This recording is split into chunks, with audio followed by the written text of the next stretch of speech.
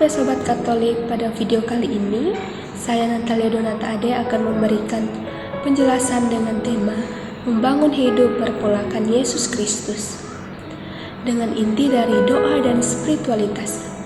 Maka dengan penjelasan ini, para pendengar bisa melaksanakan beberapa hal ini untuk mengikuti membangun hidup yang berpolakan Yesus Kristus.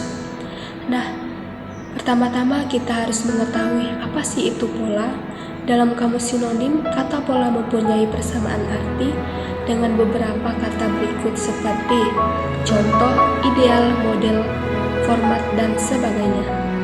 Dalam kehidupan kita sehari-hari, pola dibutuhkan sebelum seseorang membuat atau melaksanakan sesuatu. Sebelum membahas pengertian hidup beriman yang berpolakan kepada Yesus Kristus, kalian juga harus perlu memahami terlebih dahulu hubungan antara iman dan perbuatan.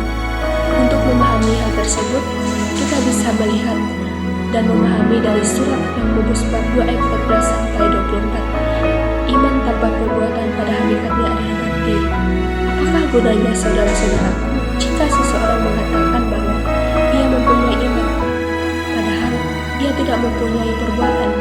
Dapatkah iman itu menyelamatkan dia?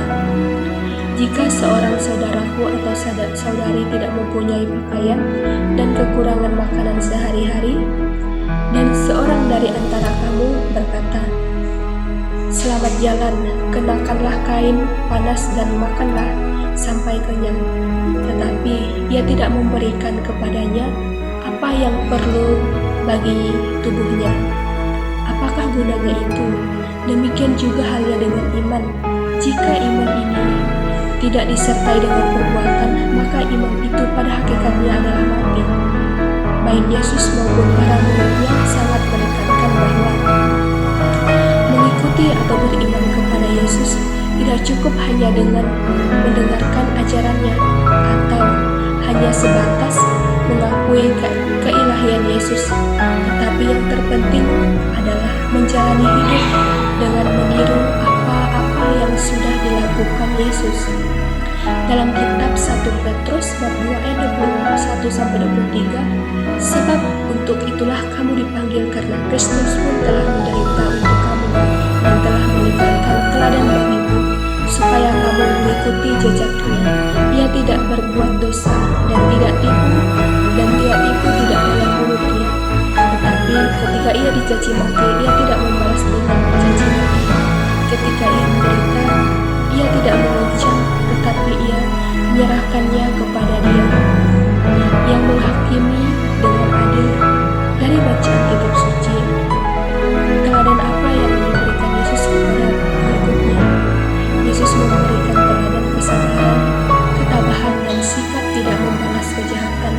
Dengan kejahatan, Yesus menerima penderitaan tanpa mengeluh, meskipun ia tidak bersalah.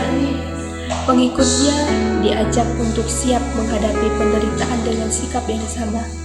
Nah, saudara-saudari yang terkasih, teladan Yesus Kristus di atas bisa kita bangun dalam diri kita, di mana kita tidak membalas segala kejahatan yang dilakukan orang lain kepada kita.